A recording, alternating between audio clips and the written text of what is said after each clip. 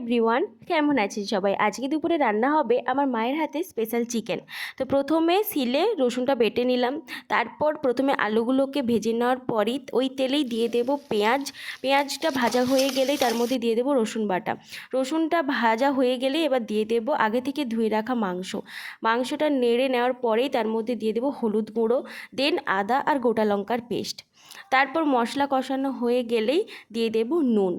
আমার মা মাংসে কয়েকটা কাঁচা লঙ্কা ব্যবহার করেছে, এখানে কাঁচা লঙ্কা দিলে মাংসের স্বাদ ভালো আসে। ওর দিয়ে দেব আগে থেকে ভেজে রাখা আলু।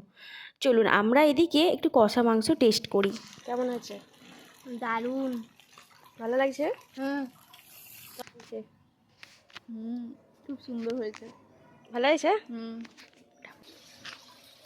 আমাদের খেতে খেতে এদিকে মায়ের মাংস কষানো কমপ্লিট। তারপরে ঢেলে দেব জল। দেখুন কত সুন্দর কালারটা হয়েছে, দেখেই লোভ লেগে যাচ্ছে।